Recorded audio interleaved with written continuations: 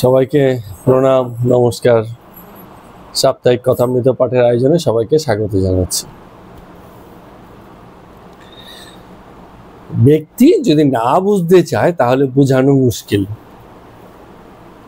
তার থেকে বরং আলোচনা ভালো।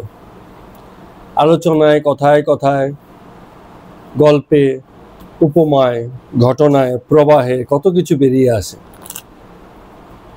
অত তর্ক বিতর্ক করে লাভটা কি? সহমত হয়ে যাওয়াটাই ভালো যে হ্যাঁ ঠিক আছে, চলো ভাই। কারণ কি? কারণ হচ্ছে ভেতর থেকে অনুভব আর উপলব্ধি যদি কাজ না করে তাহলে বুঝিয়ে কে কাকে বুঝাবে? জীবন যদি না শেখায় তাহলে কে শেখাবে? ব্যক্তি শেখাতে পারবে না, জীবনই শেখায়। সেই সবচেয়ে বড় টিচার জীবন। তো জাগরণ ব্যক্তির মধ্যে সদিচ্ছা, আন্তরিক হওয়া চাই, ভিতর থেকে আসতে হবে, মনের ভিতর থেকে আন্তরিক চাহিদা থাকতে হবে। তাহলে গিয়ে হয়তো কিছু শেখা যায়, জীবন থেকে শেখা যায়। গুরুর কাছে বসেও শেখা যায় না যতক্ষণ পর্যন্ত শিষ্যত্ব জাগরণ না হয়। যে শিখতে চায় সে রাজি না হয়, গুরু হাজার বললেও কাজ হবে না। আমরা বেকার বেকার গুরুদেবদেরকে দোষ দিতে থাকি। আরে ভাই, আমরা তৈরি হয়েছি কি সেটাও তো বুঝো। ব্যাপারটা হচ্ছে যে গোড়া থেকে শিকড় যদি না থাকে, রস কিভাবে টেনে নেবে? উপর থেকে গাছের মধ্যে যতই জল দেওয়া হোক কোনো লাভ নেই। গাছের শিকড় থাকতে হবে, তার সেই ক্ষমতা থাকতে হবে জলকে মাটি থেকে টেনে নেওয়ার। উপরি উপরি জল দিলে সেই জল গাছের কোনো কাজে আসে না। গাছের পাতায় জল দিলে কাজ হবে? গাছের কাজ হবে না। গাছের গোড়া থেকেই মানে জলটা আহরণ হয়। তো হতে পারে প্রচুর বড় বড় ভিটামিনের ট্যাবলেট নিয়ে এসেছি, খেয়ে নিয়েছি, শরীরকে তো নিতে হবে। অনেক সময় শরীর ভিটামিন রিজেক্ট করে। আমরা যে খাই ভিটামিনের ট্যাবলেট বা ভিটামিন জাতীয় যা কিছু আছে, এটা কতটুকু গ্রহণ হবে আর কতটুকু গ্রহণ হবে না এটা শরীর ঠিক করে, আমরা ঠিক করতে পারি না। যা খাই সব শরীরে ঢোকে না বাঁচোয়া। নাহলে তো কত রকম ভেজাল ফেজাল এত কিছু খাই, সবই যদি ঢুকতো তাহলে তো 2-4 দিনও বেঁচে থাকা মুশকিল হতো। শরীর সব নেয় না, কিছু কিছু রিজেক্ট করে দেয়। তো একটা জায়গা আছে, এই যে শরীরের খেলা শরীর তার নিজের নিয়মে করে। কর্তা ভাবছে আমি বুঝি শরীরকে খুব খাওয়াচ্ছি, পড়াচ্ছি, এই করছি সেই করছি, কিন্তু কিছুই হয় না। শরীর শরীরের নিয়মে চলতে থাকে। চলুন এরকম প্রারম্ভিক আলোচনা দিয়ে আজকে আমরা কথামৃতের পর্ব সংখ্যা 92 শুরু করছি। আমরা জানি যে ব্রাহ্ম সমাজের অনুষ্ঠানে ঠাকুর গিয়েছিলেন, সেখানে একজন সদরওয়ালা মানে জাজ, বিচারক ছিলেন, তৈলক্য ছিলেন, আরো অনেকে ভক্তবৃন্দ ছিলেন। তাদের মধ্যে বিভিন্ন রকম কথা হচ্ছে। তো সেই তৈলক্য মহাশয় যে জাজ আছে তার ব্যাপারে বলছেন মহাশয় আপনি তো অনেক পরামর্শ দিচ্ছেন, কিন্তু ইনি তো জাজ, বিচার করেন, এনাদের সময় কোথায়? ইংরেজদের কর্ম করতে হয়, যেমন কর্তা আদেশ সেই হিসাবে কাজ করতে হয়। তো রামকৃষ্ণদেব ঠাকুর বলছেন হলেই বা কি আছে তাতে? মানে নিজের আমুক্তারিটা তুমি তার উপর ছেড়ে দাও। আমুক্তারি মানে হচ্ছে যে ইংরেজরা আদেশ করছে, আমি কাজ করছি, ঠিক আছে, কিন্তু কোথায় কোথায় নিজের বুদ্ধি লাগাবো এসে বলছে সেই জায়গাটাকে ছেড়ে দাও। আমুক্তারি মানে কি হচ্ছে, অনেক সময় হয় না ভার দিয়ে দেয়, ওই যে কি বলে এটাকে, অভিভাবকত্ব দেয়, জায়গা জমি দেখাশোনা করার জন্য একজনকে দায়িত্ব দেওয়া হয়, ওটাকে বলে আমুক্তারি। যে আমার কাগজপত্র যা কিছু আছে তুমি দেখে শুনে রাখবে, ঠিক আছে। সে মাতব্বরি করে কিন্তু অধিকার সে পায় না। কিন্তু ভালো আমুক্তার হলে সুন্দর দেখে শুনে রাখবে, তোমার অত চিন্তা করতে হবে না। টাইম এসে বলবে এই খাজনা দাও দিয়ে যাও, ওই খাজনা দাও দিয়ে যাও, এটা করো ওটা করো, সে দেখে শুনে রাখবে। হয়তো কর্তা বাবু সময়ই পায় না বা অবহেলা করে, খেয়াল করে না, তো একজনকে ভার দিয়েছে, ভাই এবার তুমি দেখে শুনে রাখো। তো জগতে আমরা কিরম চলবো, সংসার কিরম চলবে, পরিবার কিরম চলবে, নিজেরা সবসময় করে উঠতে পারি না। ঈশ্বরের উপরেও কিছু ছেড়ে দাও, তার উপর ছেড়ে দিলাম। কিছু চেষ্টা তো আমি করছি, বাকিটা উনি দেখে নেবেন, এরকম ভাব। তো বলছে যদি আন্তরিকতায় বা বিশ্বাসের সঙ্গে ছেড়ে দেওয়া হয় তাহলে কিন্তু মানে সেই ভার কিন্তু তিনি নিয়ে নেন, অসুবিধা তখন হয় না, এরকম। তো বিড়াল ছানার পাটোয়ারি বুদ্ধি নেই, ঠাকুর এই উদাহরণগুলো দিয়ে বুঝাতে চান আর কি। মানে ছোট ছোট বিড়াল ছানা, ও শুধু মেও মেও করতে জানে। এবারে ওর কোনো চয়েস নাই, মা যদি ঘাড়ের উপর কামড়ে ধরে গিয়ে হেসেলের মধ্যে রাখে তো ঠিক আছে, বাড়ির বিছানার তলায় রাখে ঠিক আছে, যদি বিছানা তাও ঠিক, এর বেশি কিছু জানে না। ভরসা শুধু মায়ের উপরই, আর কিছু নেই, ওর নিজস্ব বুদ্ধি রাখায় না। বলে না যে বিছানার উপর নিয়ে চলো মা, কতদিন আর হেসেলের তলায় থাকবো। ওরে মা যেখানে রাখে, মায়ের উপর ভরসা ছেড়ে দিয়েছে, তাতেই চলছে।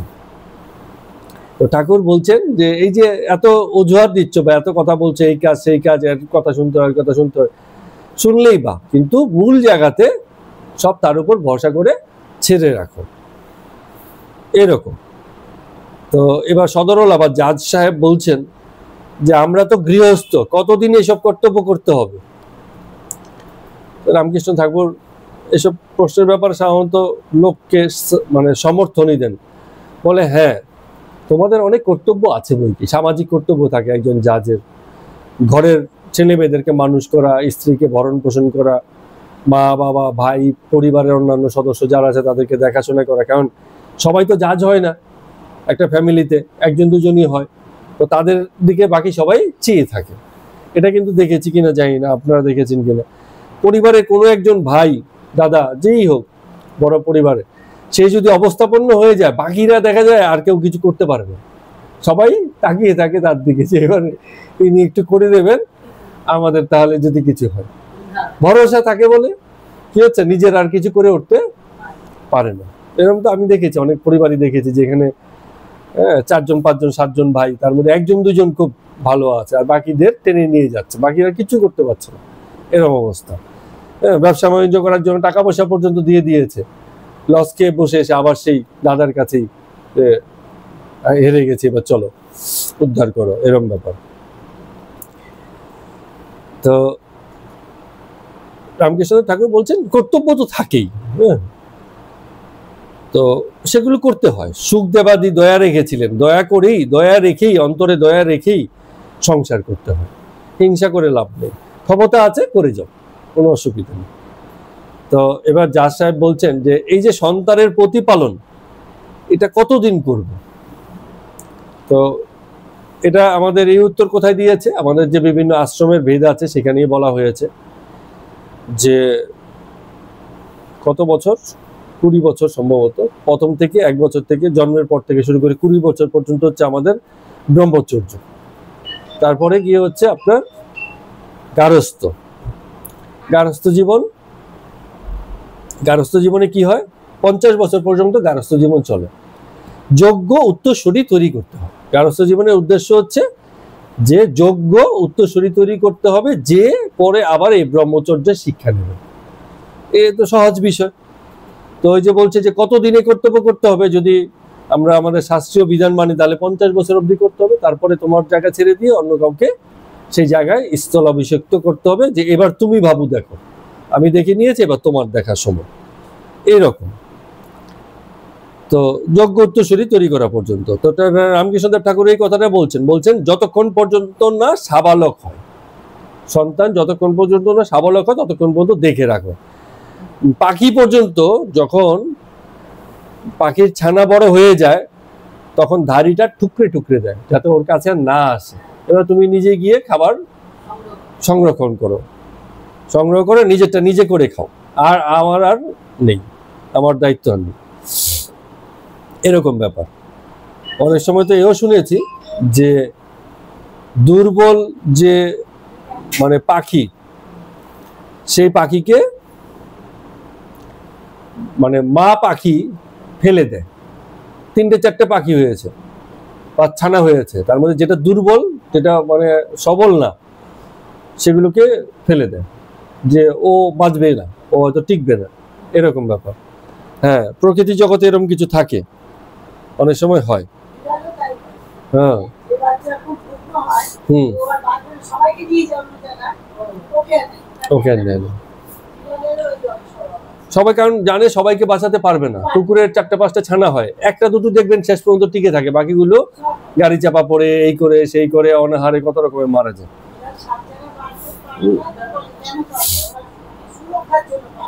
হ্যাঁ, কারণ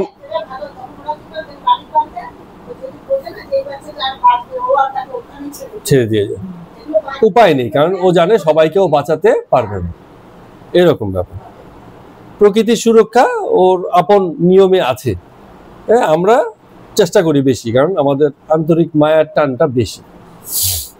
মায়ার টান বলে মানে সাবালক হয়ে যাওয়ার পরেও মানে সন্তানের ভার পিতামাতা বই নিয়ে চলে, কারণ কি জ্ঞান করে রেখেছে, ছেড়ে দিতে রাজি নয়, বলে না এখনো শেখে ওঠেনি, ঠিক আছে চলো ভাই, কিন্তু ছাড়তে হবে।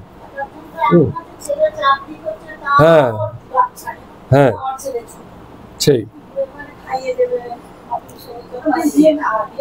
অনেক সময় থাকেও কিছু কিছু সন্তানও থাকে এত মানে মায়ের, হ্যাঁ মা ছাড়া কিছুই বোঝে না, এরকম ব্যাপার। তো যেমনই হোক এটা ছেড়ে দেওয়া উচিত, মায়েরও ছেড়ে দেওয়া উচিত, সন্তানেরও ছেড়ে দেওয়া উচিত।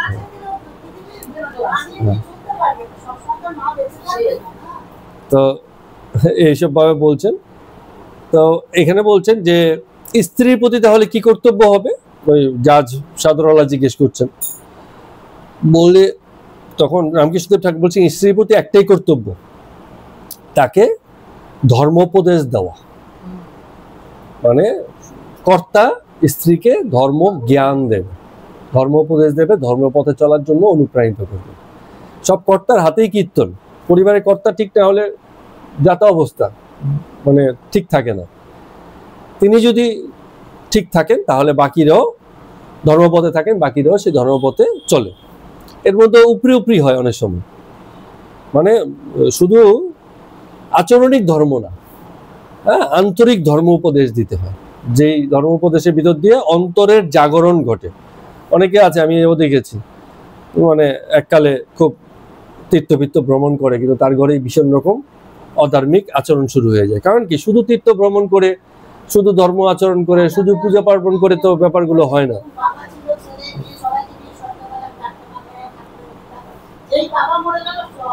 সব গুছিয়ে গেছে, তার মানে বিষয়গুলো তখনো ভিতর থেকে আন্তরিক হয়নি, অভ্যাসজনিত হয়নি। আমাদের রামকৃষ্ণ মিশন মোড়ে এগুলো খুব কঠিন নিয়ম কেমন আছে। সেই ভোর 4:30টার দিকে, 4:30, হ্যাঁ 4:30টায় মনে হয়, 4:30টায় ঘুম থেকে উঠতে হয়। ছেলেরা যারা ওখানে আবাসনে থাকে, অনেকে পড়াশোনা করে, রাত্রি ভোর 2-3টে অবধি পড়াশোনা করে, আবার সেই 4:30টা, ঠিক শরীর অসুস্থ যেমনই হোক না কেন, ঠিক আছে না, হ্যাঁ বলছে ওই ওখানে গিয়ে ওইরকম ভাবে করতে হবে। আর্থিক সংকট না মিটলে মানুষ মরে যেতে পারে, আর্থিক সংকট যখন তার মিটে যাবে তখন একটা সিদ্ধান্তে আসতে পারে আমি সংসার করবো, যাবো। কিন্তু পড়াশোনা শেষ করার আগেই চিন্তা আমি চাকরি করবো, কোথায় আমি যাবো, বিশাল সমস্যা আমাদের বর্তমান পরিস্থিতি। কোনো মানুষ শান্তিতে নেই, আধ্যাত্মিক সমস্যা করবে না এগুলো। এই কথাই বলছেন ঠাকুর, যে তবে একটা কথা পাশাপাশি এও বলছেন যে ধর্মোপদেশ দেবে ঠিক আছে, কিন্তু যদি জ্ঞান উন্মাদ হয়ে যায় তখন আর কর্তব্য থাকে না। অর্থাৎ যিনি অভেদ জ্ঞানে প্রতিষ্ঠিত হয়ে যান, সংসার টংসার তো হলো, কর্তব্য হলো, এক সময় মানে জ্ঞানও ভাবে প্রতিষ্ঠিত হয়ে যান, অভেদ তত্ত্ব এসে যায় জগতে, সংসার কি আর সংসারের বাহির কি এটা ভেদ থাকে না। সেই সময় কর্তব্য উঠে যায়, তখন এই সংসারের ভার ঈশ্বরই নেন। অনেক সময় হয় না, যেমন যারাই সংসার ছেড়ে চলে গেছে তাদের সংসার কি আর শেষ পর্যন্ত চলেনি, ঠিক চলেছে, ঠিক আছে। তো এখন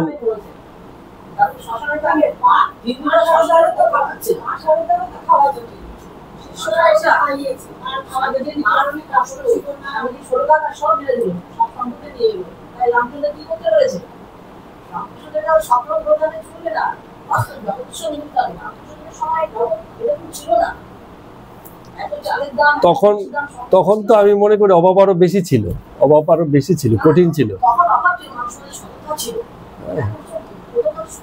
এখন খাওয়ার উপাদান বেশি, খুব স্টোরেজ থাকে, কিন্তু তখন এতটা ছিল না।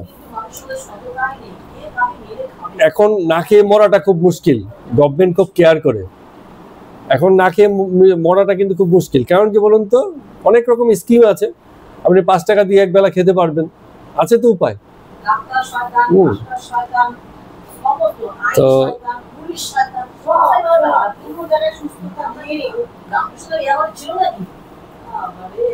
এখন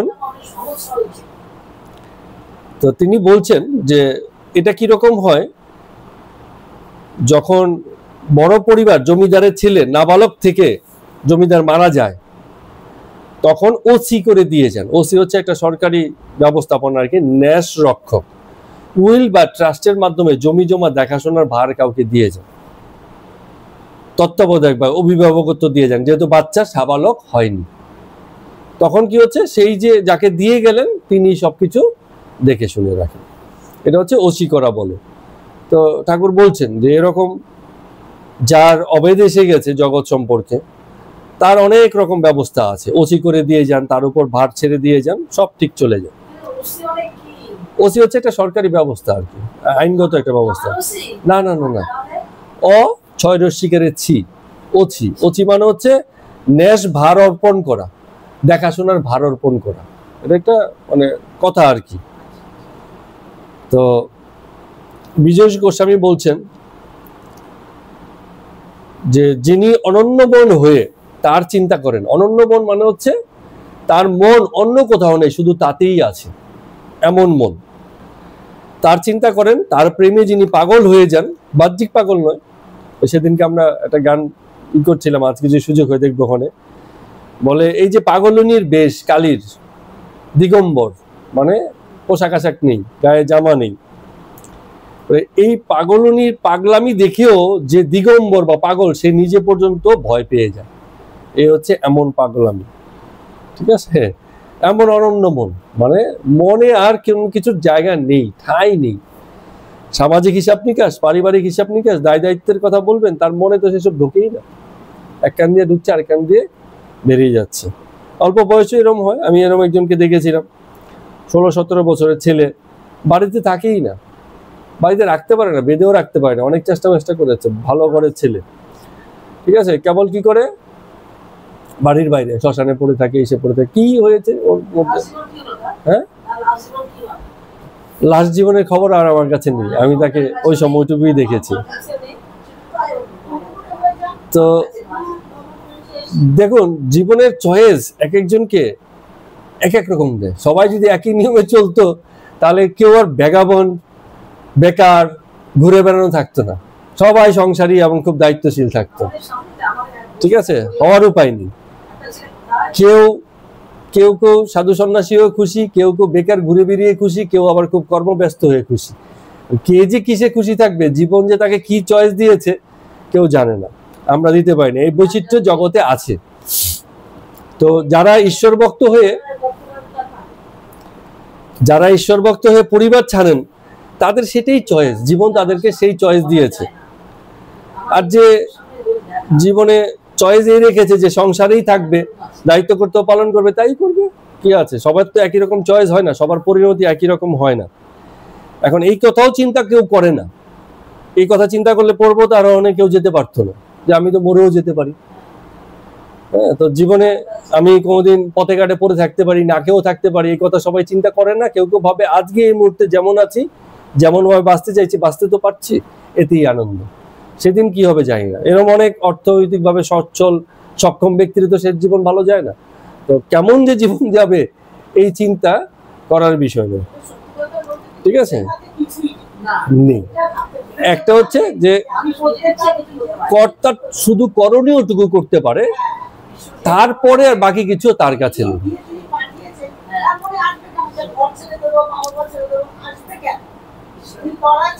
এখন তৈলাক্য বলছেন যে সংসারে যথার্থ জ্ঞান কি তাহলে হয় সংসারে থেকে? তো ঠাকুর বলছেন যে সংসারে থেকে যথার্থ জ্ঞান মানে হয় না কেন, সেটা একটু আগে বোঝো। কারণ সত্যি সংসার মানে এরকম ব্যাপার, এ বড় মানে বিকারগ্রস্ত তো আমরা সবাই। সেদিনকে আমরা আলোচনা করছিলাম, আমরা সবাই বিকারী রোগী।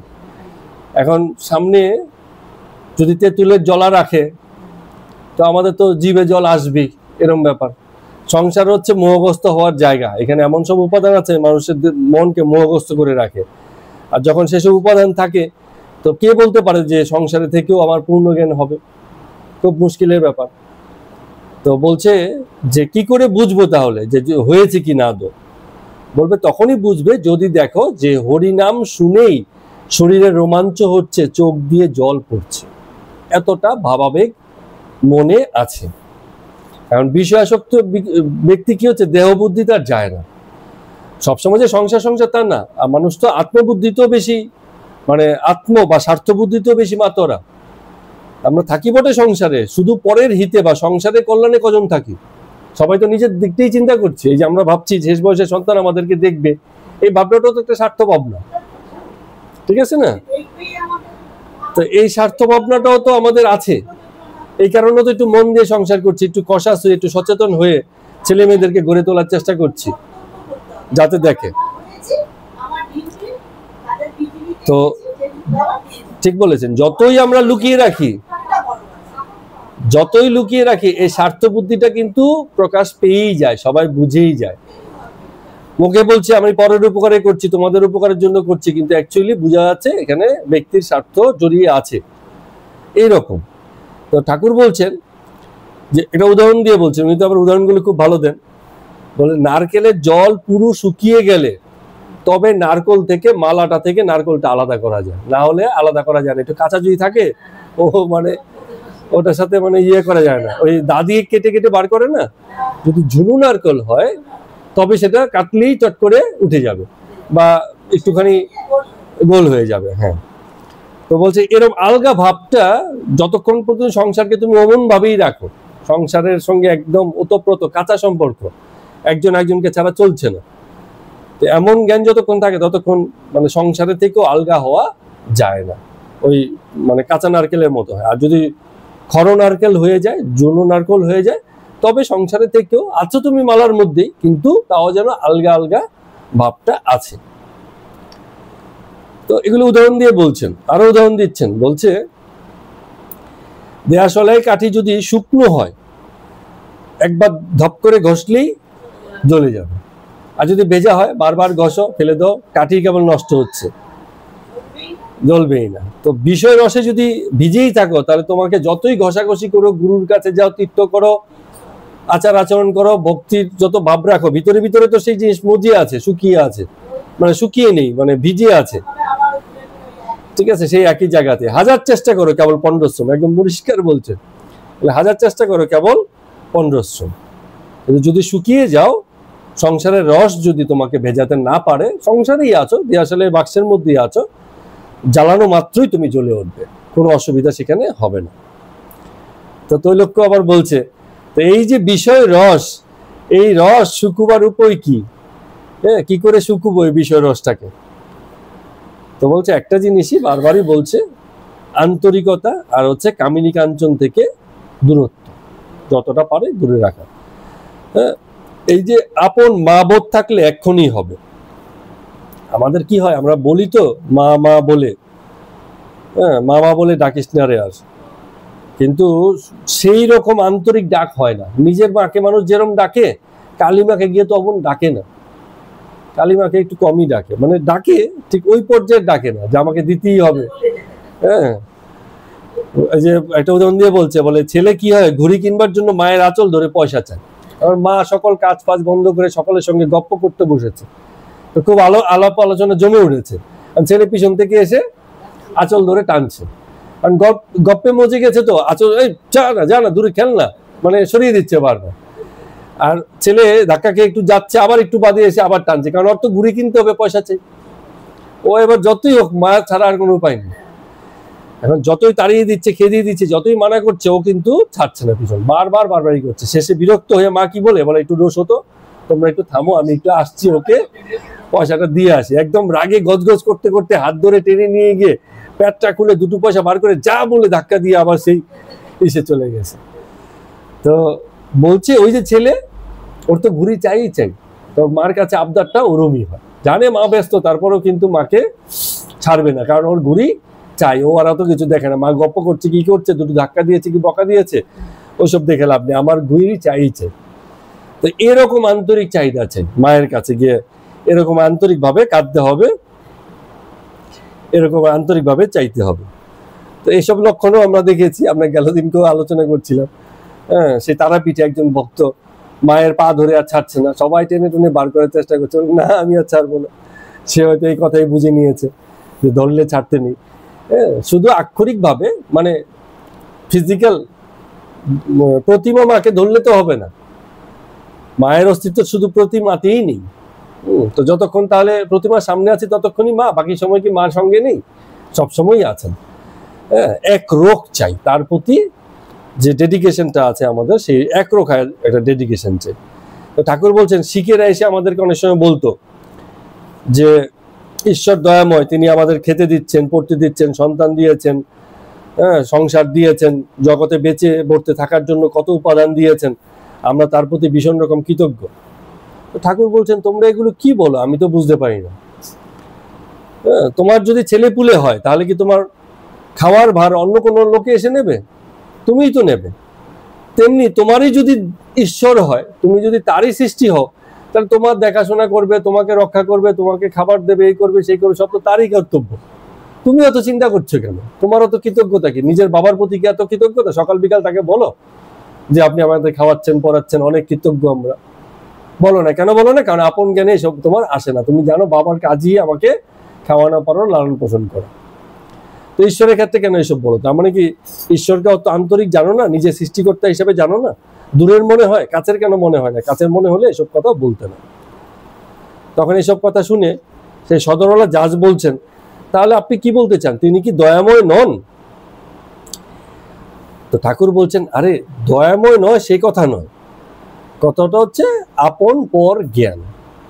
তুমি তার প্রতি কৃতজ্ঞ হবে যে তোমার পরের মানে লোক, দূরের লোক, সে তোমার জন্য কিছু করে দিয়েছে, তুমি কৃতজ্ঞ থাকবে যে হ্যাঁ সে আমার জন্য করে দিয়েছে। ঘরের লোক করে দিলে কজন আমরা কৃতজ্ঞ থাকি?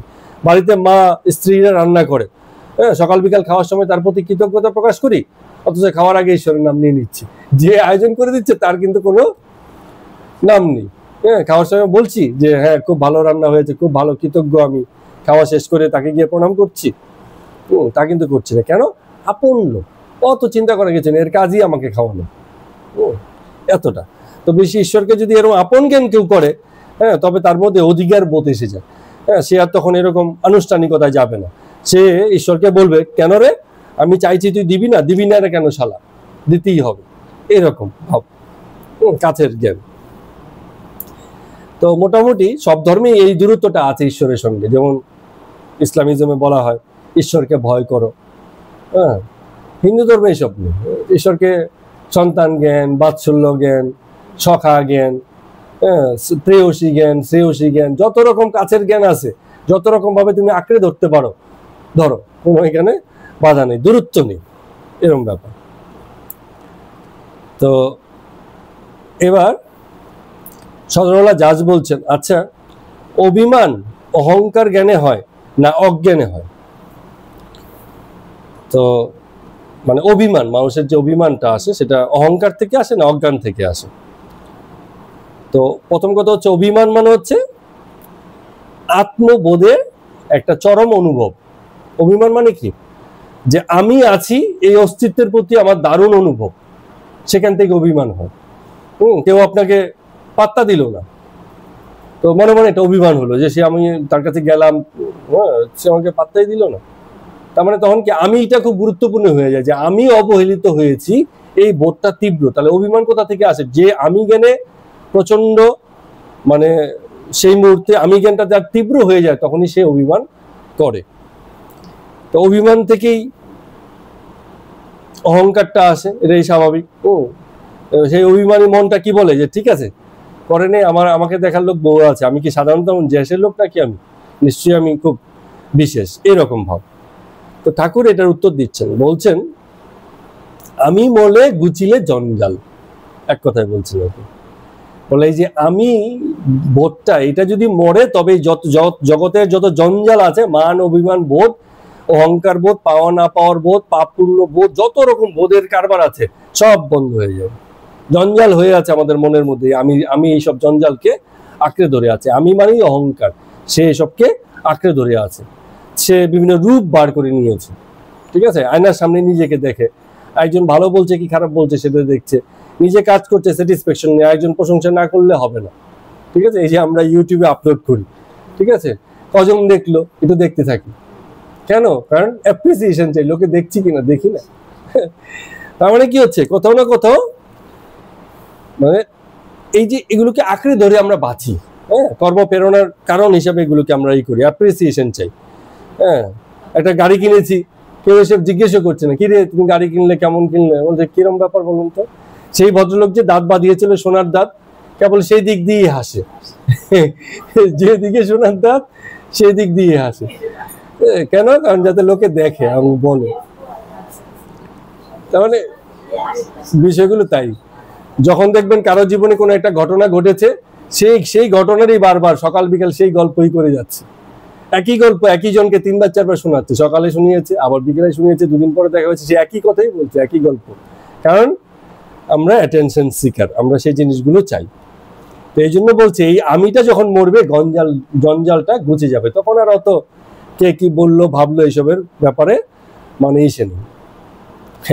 বলে এক মাতাল মা দুর্গাকে যখন প্রতিমা সাজগোজ পরাচ্ছিল, হ্যাঁ, মাতাল তাকিয়ে দেখছে আর মনে মনে বলছে, বলে মা তুমি যতই সাজো গোজো 2-3 দিন পরে তোমাকে ঠিক গিয়ে গঙ্গাতেই ফেলবে। হ্যাঁ, তো ঠাকুরও বলছেন, বলে তুমি জজই হও আর যেই হও, হ্যাঁ, পরিণতি সকলেরই এক। তাহলে কি হবে? এই যে পরিণতির ব্যাপারে যখন চিন্তা করবে জীবনের, কোথায় থাকবে এই অভিমান, কোথায় থাকবে এই অহংকার, তখন কি মনে হবে না যে জীবনটাকে একটু অন্যরকম বাঁচলে পরে খুব ভালো হতো? কেন এত স্বার্থ বুদ্ধিতে, কেন এত বৈষয়িক বুদ্ধিতে, কেন এত মানে সাংসারিক বুদ্ধিতেই বাঁচলাম? জীবনটাকে যদি একটু আরো উচ্চতায় আর একটু অন্যরকম ভাবে বাঁচা যেত, না জানি জীবনটা কত সুন্দর হতো। কারণ কোথাও না কোথাও একদিন না একদিন এই কথা মনেই হবে যে যেমন জীবন বাঁচলাম ঠিকঠাক হলো না, এর থেকেও উঁচু ভাবে বাঁচা যেতে পারত। এই ভাবনা যার মধ্যে আসে, সে সংসারের থেকেও সংসার থেকে মন তুলে নেয়, এরম ভাব। তো এবার ঠাকুর বলছেন, বলে দেখো তোমাদের মধ্যে 3 ভাব, সেই 3 ভাবের কথা তো উনি সবসময় বলেন, সত্য রজ তম ভাব। তম ভাবি কি করে? অহংকার, নিদ্রা, বেশি ভোজন।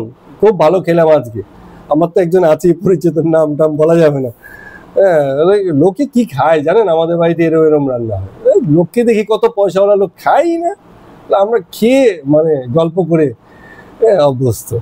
খুব ভালো। কিছুদিন বাদে বলছে, না আমি এখন মাছ মাংস খাওয়া ছাড়ান দিয়েছি। কেন? ক্রিয়েটিনাইন বেড়ে গেছে। আবার সেই ঘুরে ফিরে সেই একই জায়গাতে। তো বলছে, ঠাকুর বলছেন যে তমগুণীদের এই ব্যাপার, মানে অহংকার, নিদ্রা নিয়ে অহংকার, হ্যাঁ, ভোজন নিয়ে অহংকার, কাম ক্রোধ এটা সেটা সবকিছুতেই অহংকার। নিজের রাগ আছে গর্ব করে বলছে, অহংকার আছে সেটাও গর্ব করে বলছে, জানো আমার এই আছে সেই আছে, আমার বাবা এই ছিল, দাদা এই ছিল, এইসব। মানে কিছু লোক থাকেই এরকম, এর সঙ্গে পরিচয় ওর সঙ্গে পরিচয়, এর সঙ্গে চলাফেরা, এত উঁচু পর্যায়ে ওঠা বসা, ওখানে ঘুরতে গেছি ওখানে দেখতে গেছি, এরকম। তো এরা হচ্ছে তম স্বভাবী। আর রজ স্বভাবী হলে কি হয়? রজগুণী আবার তার থেকে একটু ভালো, মানে কাপড় চোপড় খুব ভালো পরে, পোশাক আশাক খুব ভালো পরে, ফিটফাট থাকে, বাড়িঘর পরিষ্কার পরিচ্ছন্ন রাখে, বৈঠকখানায় রানীর ছবি থাকে, ঠিক আছে। যখন ঈশ্বর চিন্তা করে তখন চেলি গরদ পরে, গলায় রুদ্রাক্ষের মালা পরে, ঠিক আছে, আবার কি চুলের আবার টিকি রাখে, এরকম। হ্যাঁ, আবার রুদ্রাক্ষের ভিতরে একটা দুটো সোনার রুদ্রাক্ষ থাকে। হ্যাঁ, বাড়িতে যে প্রতিমা রাখে তার মধ্যে আবার মুটুক পরায়, সোনার মুটুক, গোলার চেন, সেগুলো আবার লোককে দেখায় যে অমুক দিনে ওই তারিখে অমুক দিয়েছিলাম, আবার এই দিয়েছিল সেই দিয়েছিল, এইসব গল্প। ওই মন্দিরে গিয়ে এই করে দিয়ে এসেছিলাম, ওই মন্দিরে গিয়ে এই করে দিয়ে এসেছিলাম, এরকম গল্প। হ্যাঁ, সব আমি করেছি। কেউ যদি তাদের বাড়িতে দেখতে যায় মানে কি, লোকে তো অনেক সময় দেখতে যায় না, সেই ডেকে নিয়ে যায়, চলো দেখো 4 তলার উপরে আমার মানে ঠাকুর ঘর করেছি, কিরম ঠাকুর ঘর। হ্যাঁ, লোকে কষ্ট করে পা বেয়ে উঠে এই ঘর এই করেছে সেই করেছি, এই দরজা এই জানলা, এরম সেরম সব দেখায়। হ্যাঁ, আর মানে ফাঁকা পড়ে থাকে, এরকম অবস্থা। তো শ্বেত পাথরে মার্বেল লাগিয়েছি, হ্যাঁ, নানান রকম দান করে, অমুক লোককে দিয়েছে অমুক লোককে দিয়েছে, এই করেছিলাম সেই করেছিলাম, আমার দাদা এই করেছিল, এইরকম অনেক। তো এগুলো হচ্ছে মানে রজগুণী লোক, সমাজে এদেরই মানে কদর, লোকে তাদেরকে খুব কদর করে।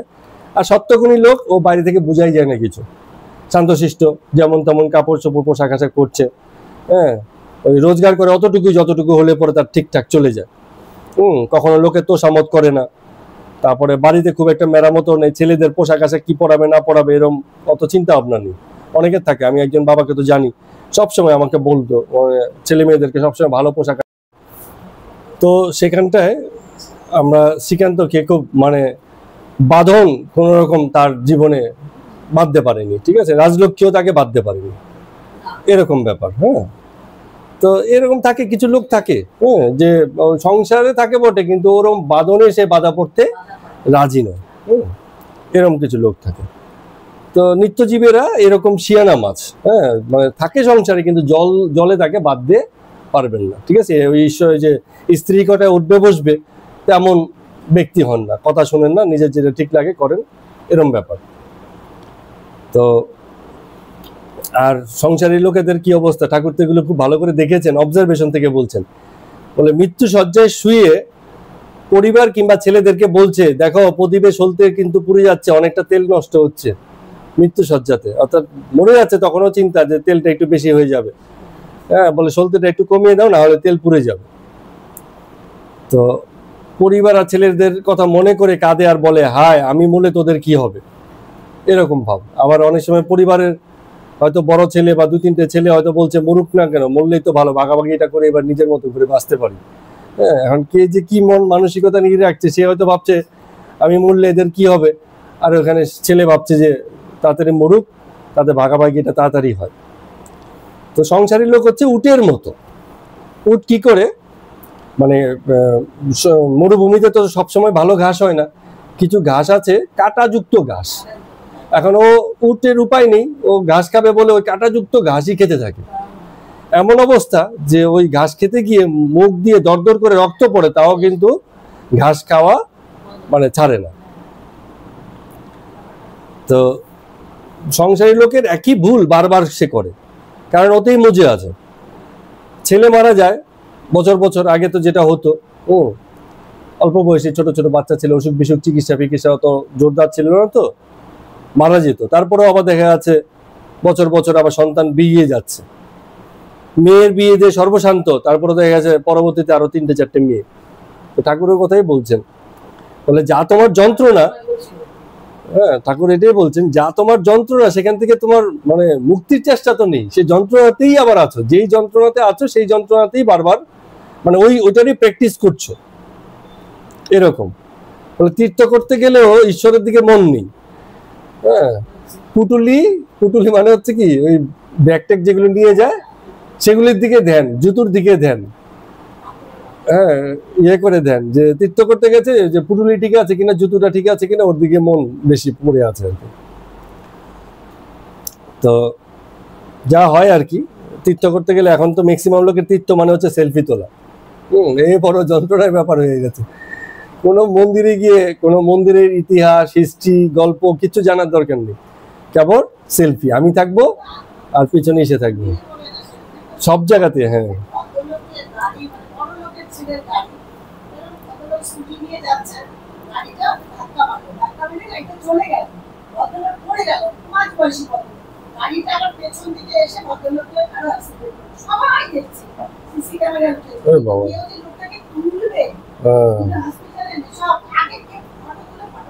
হ্যাঁ, হ্যাঁ, হ্যাঁ, এইরকমই অবস্থা। এখন সংসারবদ্ধ জীব যারা আছে তারা মৃত্যুকালেও সংসারের কথাই বলে, কারণ সংসারে আবদ্ধ তো সারা জীবন সংসার করে গেছে, মৃত্যুকালেও সেটাই মানে বলতে থাকে। তো বলছে সুখ পাখি, ওই যে কথা বলা পাখি আর কি, বলে তুমি শেখালে পরে রাধাকৃষ্ণ তো বলে, কিন্তু যেই বেড়াল এসে ধরে তখন কিন্তু রাধাকৃষ্ণ বলে, তখন বলে কে কে কে কে।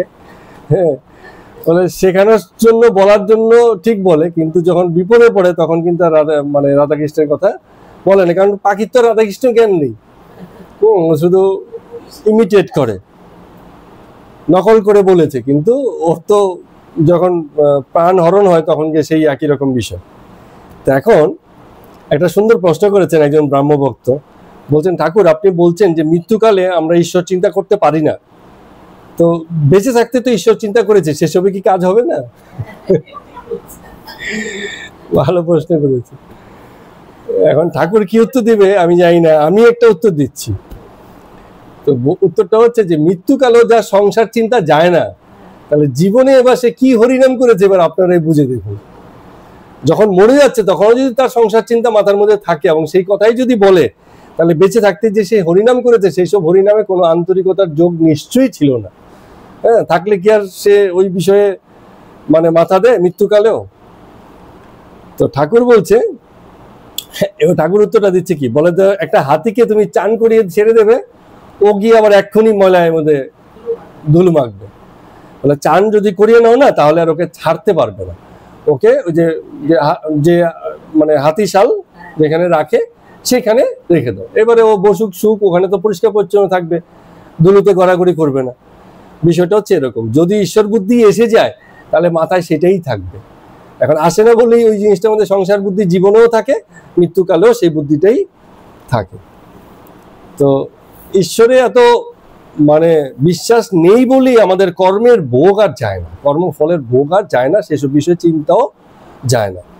কারণ যখন কর্ম করে ব্যক্তি যদি নিষ্কাম কর্ম না করে, কামনা বাসনা রেখে কর্ম করে, তাহলে তার ভোগও কিন্তু আমাদের আছে। ওই আমরা সেদিনকে একটা গল্প করেছিলাম না, যে এক ভদ্রলোক মানে শ্রদ্ধার সঙ্গে শ্রাদ্ধানুষ্ঠান করে এত লোককে খাইয়েছে, কিন্তু একজন লোক সেখানে খেয়ে শরীরের শক্তি ভক্তি নিয়ে গরুটাকে বিক্রি করতে গেছে। কারণ গরু বিক্রি করার পরে গরু হত্যা যখন হলো, গোপাপ এসে সেই লোকের গায়ে যেমন লাগলো, যে তাকে খাইয়ে পরে দিয়েছে তার গায়েও লাগলো, সে জানেও না। তো এরকম কর্মের যদি মানে ফলাকাঙ্ক্ষা থাকে তাহলে তার কিন্তু ফলটা ঠিক লেগে যায়। যে আমরা গেল দিনকে একটা কথা, ওই যে মুভিটা দেখছিলাম, মুভির শুরুতে একটা ডায়লগ ছিল যে কর্মফল কিন্তু ভোগ করতে হবে, কিছু সময়ের জন্য মনে হবে সে হয়তো পার পেয়ে গেল, কিন্তু ফাইনালি কিন্তু এটার ভোগটা রয়ে যায়। এটা মানে মুভিটা শুরুতেই কথা বলা হলো, আর একদম মুভি যখন শেষ হয়ে গেছে তখন গিয়ে পাওয়া গেল এই যে যত ঘটনা হয়েছে এর পিছনে দায়ী এই ব্যক্তিটা, যে ব্যক্তিটা শুরুতে বলেছিল, এবং শেষে তাকে মৃত্যুবরণ করতে হলো। ঠিক আছে, এমন অপ্রত্যাশিত যার থেকে সে ভাবেইনি। এরকম সে ভাবছে সে খুব শিয়ানা, কিন্তু ঘটনাচক্রে কিন্তু তাকে সেই ফলটা ঠিকই ভোগ করতে হয়েছে। তো কর্মের ফল যতক্ষণ পর্যন্ত সকাম কর্মের ভোগ আছে ততক্ষণ পর্যন্ত তার ফলটাও তাকে ভোগ করতে হয়। এরকম। তো ঠাকুর এবার একটা উপায় দিচ্ছেন, আমাদের সবাইকে উপায় দিচ্ছেন, কারণ উনি তো সবসময় উপায় দিয়ে যান। বলে তাহলে উপায় কি, যে এই যে মানে মৃত্যুকালে ঈশ্বর চিন্তা আসবে কি আসবে না, উপায়টা কি? উপায়টা হচ্ছে অভ্যাস। সংসারে থেকেও যখন ঈশ্বর চিন্তা করবে একেবারে পূর্ণরূপে, সংসার ভাবনা বাদ দিয়ে তবে ঈশ্বর চিন্তা, একই সঙ্গে সংসার চিন্তা একই সঙ্গে ঈশ্বর চিন্তা দুটো হবে না। যদি মনে করি 1 ঘন্টা ঈশ্বর চিন্তা করবো, তো 1 ঘন্টা ঈশ্বরের চিন্তাটাই করবো, তখন আর সংসার চিন্তা থাকবে না। এই অভ্যাস গড়ে তোলা, এই অভ্যাস গড়ে তুললে যখন মনে হবে যে ঈশ্বরের ভাবনা এখন দরকার, তখন সেই ভাবনাটাই আমাদের অন্তরে প্রতিষ্ঠিত থাকবে। তো রামকৃষ্ণদেব ঠাকুর এইবার একটা কথা বলছেন, সেই কথাটা দিয়ে আজকে আমরা শুরু করেছিলাম, যে কাকে বুঝাবো। বলছিলাম না শুরুতে, বোঝানো খুব মুশকিল। ব্যক্তি যদি আন্তরিক না হয়, জীবন যদি তাকে শেখাতে না পারে, তাহলে কে তাকে শেখাবে? তো রামকৃষ্ণদেব ঠাকুর বলছেন, কত এলোমেলো বকলুম, তোমরাও উত্তর করলে, প্রশ্ন করলে, আমিও উত্তর দিলাম। আমার কি ভাব জানো? আমার হচ্ছে যন্ত্র আর যন্ত্রীর ভাব। তিনি চালাচ্ছেন, আমি চলছি, তোমরা বলছো, আমি উত্তর দিচ্ছি, কিন্তু যত কথাই হোক না কেন আমি কোনো কিছুতেই নেই, আমি তার উপর ভরসা করে সব ছেড়ে দিয়ে বসে আছি, সেইভাবেই চলছি। তো আজকের মতো কথা মৃত পাঠ এখানে শেষ করছি। সবাইকে প্রণাম এবং নমস্কার।